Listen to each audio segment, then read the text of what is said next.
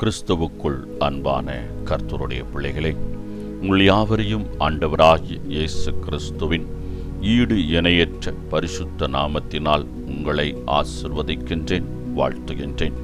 கர்த்தர்தாமே இந்த நாளில் நீங்கள் எதிர்பார்க்கிற நன்மைகள் யாவையும் பரத்திலிருந்து உங்களுக்கு அருளிச் செய்து நீங்கள் இம்மையில் சுகித்திருக்கவும் மறுமையில் நிலை வாழ்வை சுதந்திரித்துக் கொள்ள அனுக்கிரகம் செய்வாராக. தினம் ஒரு மிஷனரி என்கின்ற தலைப்பில் இந்த நாளிலே நாம் பார்க்க இருக்கிற மிஷனருடைய பெயர் புரோனோ. இவருடைய காலம் 1030வது வருடம் முதல் 1101ஆம் வருடம் வரை. இவருடைய நாடு இங்கிலாந்து, இவருடைய தரிசன பூமி இங்கிலாந்து. உங்களால் யாரிடமும் பேசாமல் மௌனமாக இருக்க முடியுமா?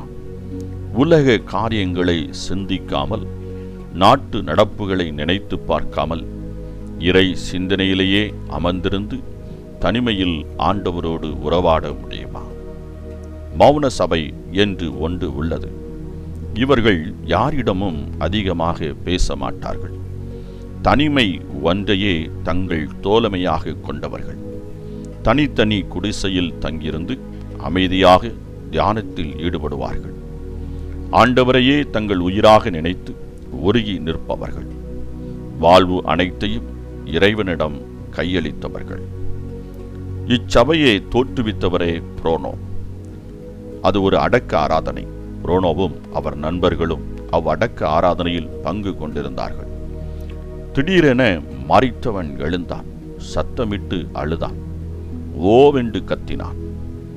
நான் நரகத்திற்கு தீர்ப்பிடப்பட்டிருக்கின்றேன் என்று சொல்லி கொண்டிருக்கும் போதே ஒத்தன மீண்டும் விழுந்தான். இதை கண்ட புரோனோ அஞ்சி நடுங்கினார். உலக இன்பங்களை துறந்தார். தம் தோழர்களோடு காட்டிற்கு சென்றார். கர்த்துஷியன் என்னும் சபையை துவங்கினார். ஏழ்மை, தன்னை வெறுத்தல், மௌனம் என்பவே இவற்றின் முக்கிய அம்சங்கள். உயர்ந்த பதவிகள் இவருக்கு கொடுக்கப்பட்ட போதும் அவற்றை உதறி தள்ளி உன்னதமான இறைவனையே தனது மிக பெரும் சொத்தாக எண்ணி அனுதினமும் கிறிஸ்துவுக்குள் வாழ்ந்தார். இவரின் சபையில் நேர்மையும் ஒழுங்கும் மிக கண்டிப்பாக கடைபிடிக்கப்பட்டன. இளைஞர்கள் பலர் இவரின் தவ வாழ்வால் ஈர்க்கப்பட்டு தங்களை இறைவனுக்கு காணிக்கையாக்கினர். தமது இறப்பை முன்னறிந்த இவர் சக துறவிகளை அழைத்து திருவிருந்தை உட்கொண்டு இறைவனிடம் தன் ஆவியை ஒப்படைத்தார். அன்பானவர்களே, தேவையற்ற பேச்சுக்களை விட்டு இறை சிந்தனையில் ஈடுபடுகிறீர்களா? புரோனோ இவ்விதமாகச் சொல்லுகின்றார்: கடவுளுக்காக போரிடும் நாம் உலகமறியாத அமைதியை அனுபவித்து வருகின்றோம் என்று.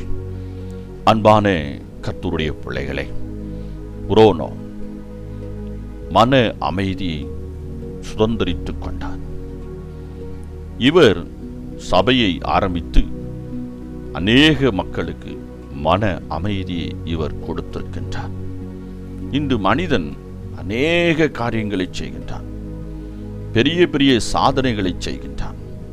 ஆனால் மனதில் அமைதியை நாடுகிறான், தேடுகிறான். எல்லாவற்றையும் சுதந்திரித்த பின்பும் அவனால் அந்த மன அமைதியை அடைய முடியவில்லை. ஆம், கிறிஸ்துவின் பாதம் ஒன்றே மன அமைதியை கொடுக்க முடியும் நமக்கு. ஆம், உலக ஆசபாசங்கள் ஒரு நாளும் மன அமைதியை நமக்கு கொடுக்காது, கொடுக்க இயலாது. அது மன அமைதியை எடுத்துவிடும். இதுதான் உண்மை. இதை உணர்ந்து கொண்டவர்கள் கர்த்தருடைய பாதம், இயேசுவின் பாதம் தன்னை அர்ப்பணித்து அவர் பாதம் அமர்ந்திருந்து அமைதியை அவர்கள் சுதந்திரித்துக் கொள்வார்கள். இதுதான் உண்மை. இயேசுவினிடத்தில் அமைதி கிடைக்கிறது. இதை உலகத்திற்கு சொல்வோம்.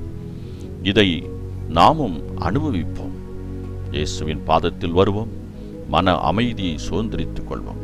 கர்த்தர்தாமே உங்களை ஆசீர்வதிப்பாராக. ஆமென்.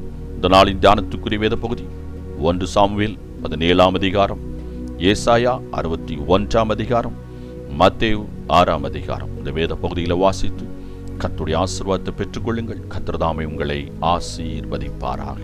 ஆமென்.